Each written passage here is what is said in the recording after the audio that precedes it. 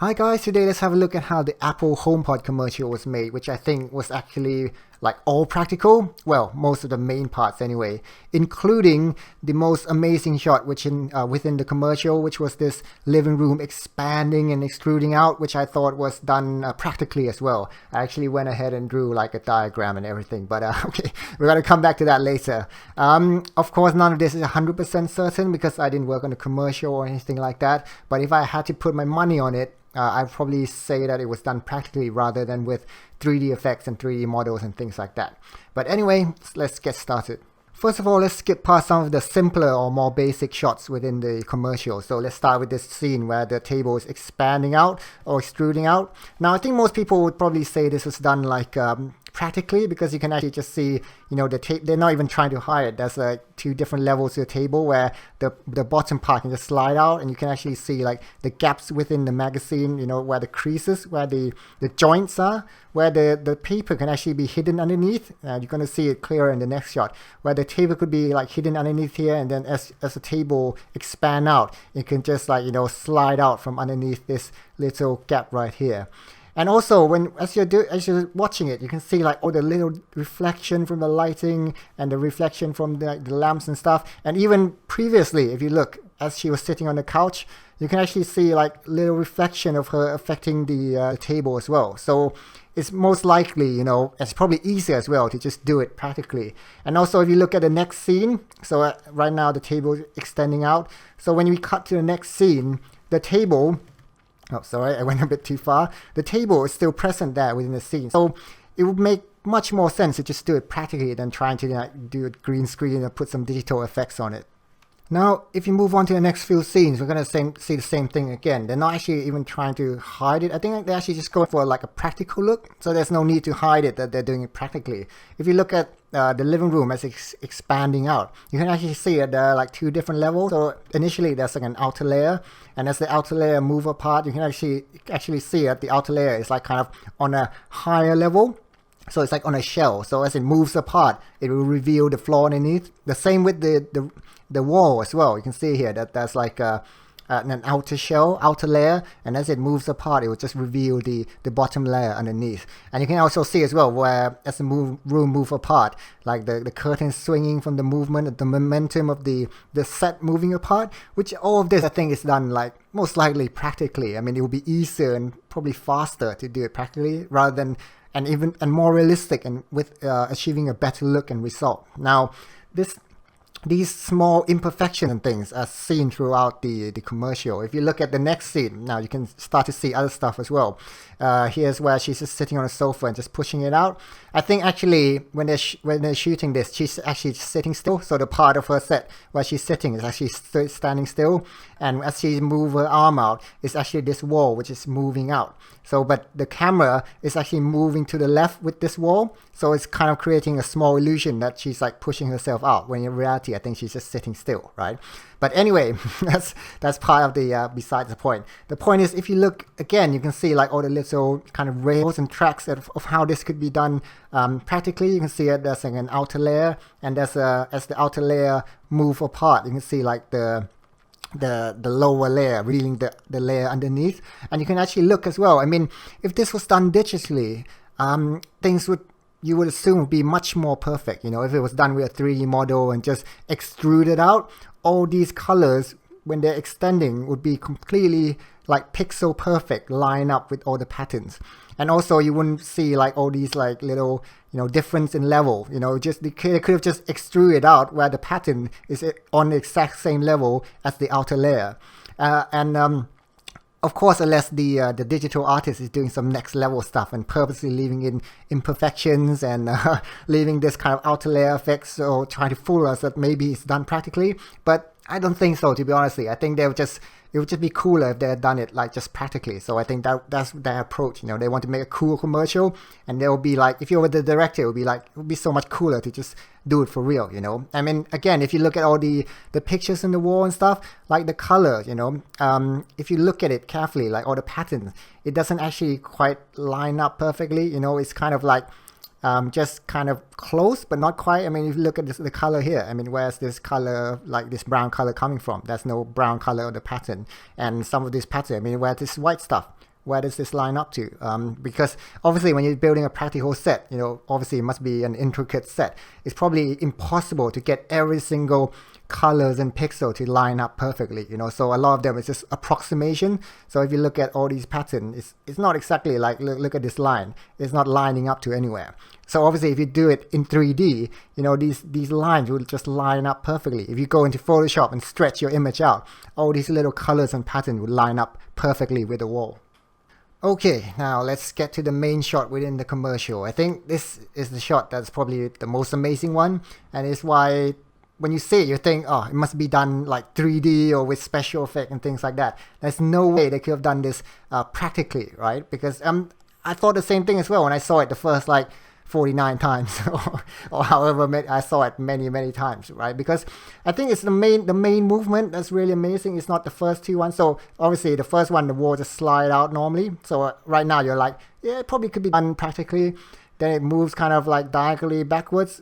At this point you're still like, oh yeah, probably, yeah, it could be done practically. Or maybe you're starting to think, oh, maybe they've done it digitally.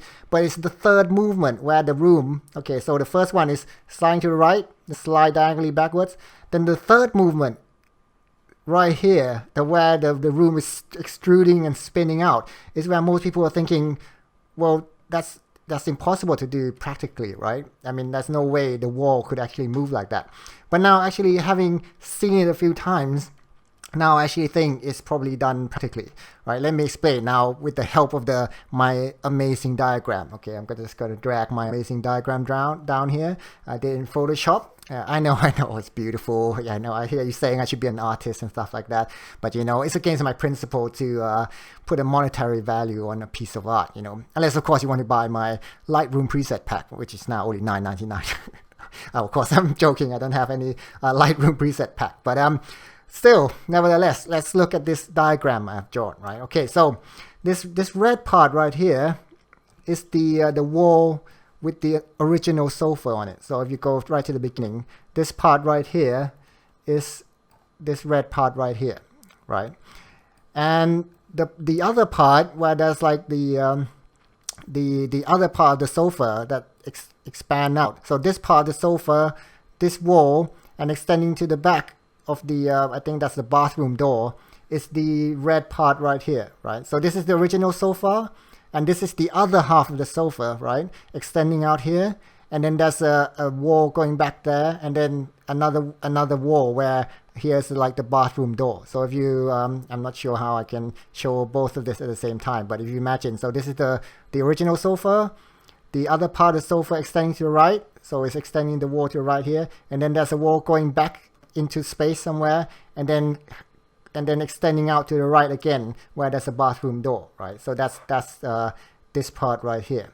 Now we're going to go through each of the movement that they did in the within the commercial with this diagram to show that actually I think it's probably very possible to do it practically with set design.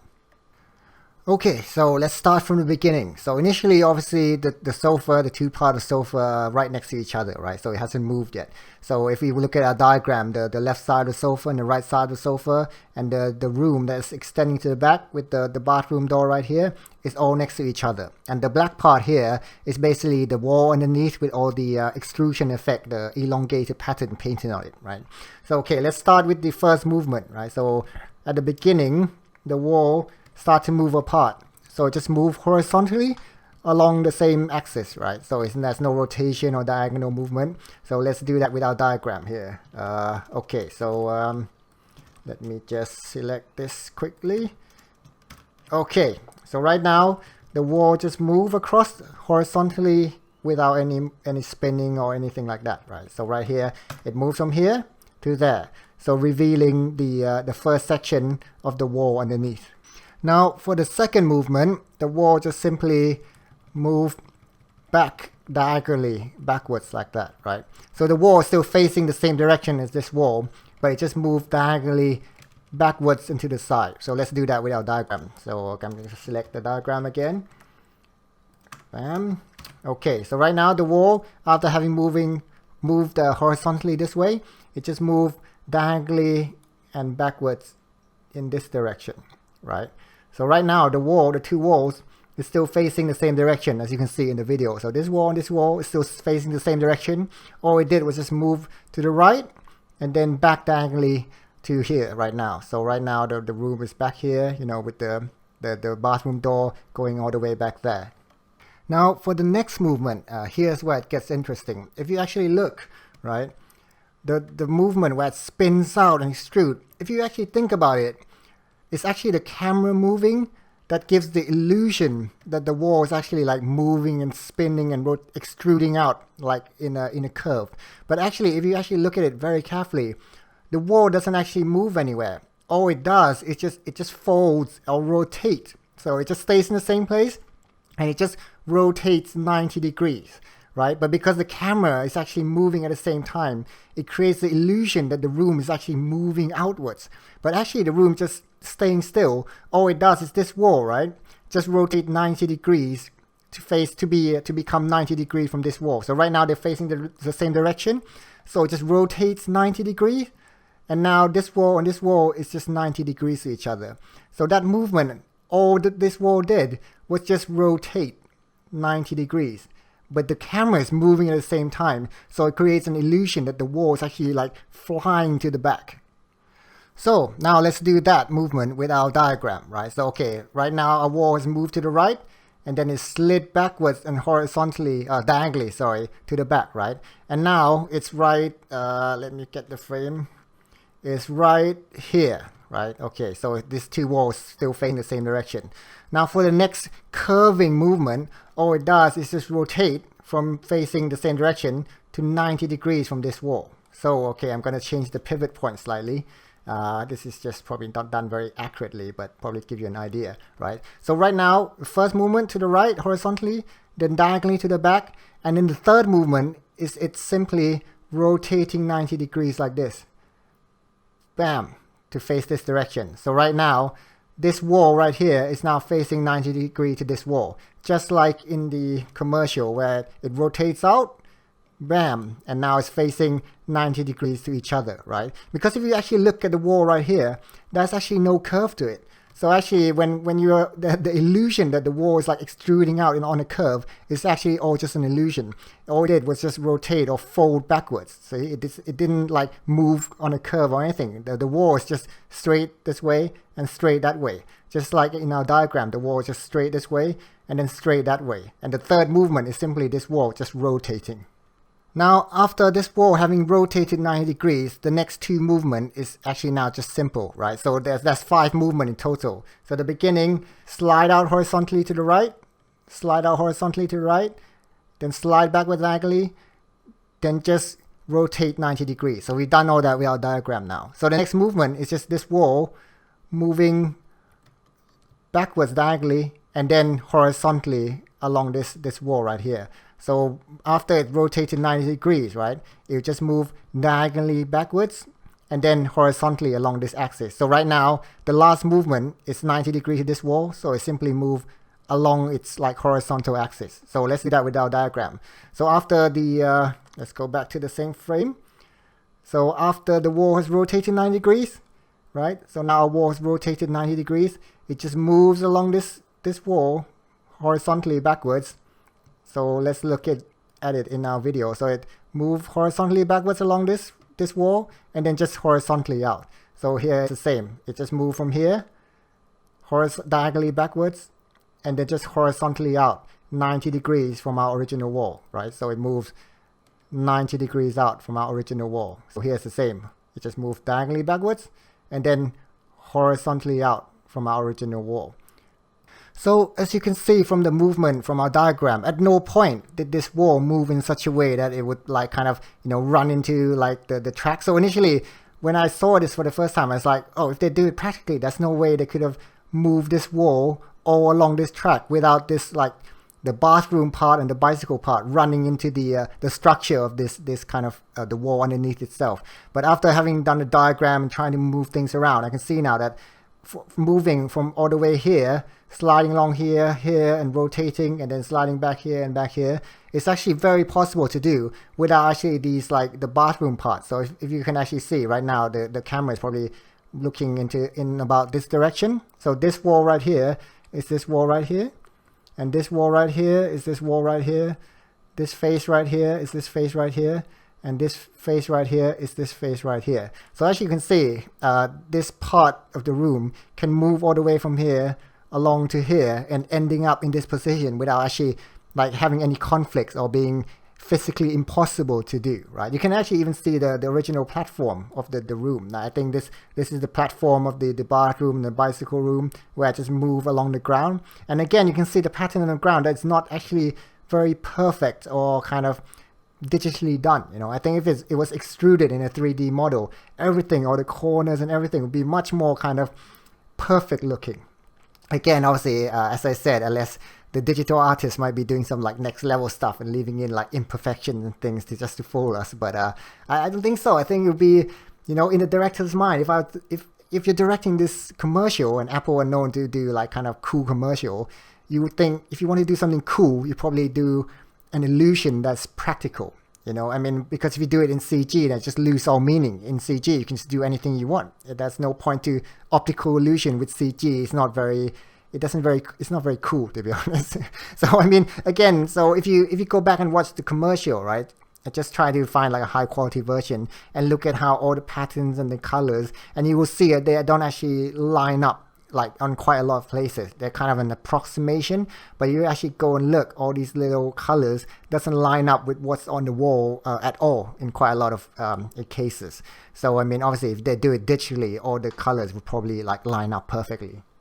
And even for the other scene where I think lots of people, and everyone probably agreed this is done like practically, where the wall kind of bounces out and bounces back in, and when it pushes in, I think most people would say this is done like with a set, like a practical set. But even on the roof, I think that's not CG either. I think it's just like a bunch of thin strips of fabric just stretch across the roof to create like a roof, a tunnel roof, and then it just move around. Kind of, if you look at how it moves around, it's very lifelike and very kind of realistic.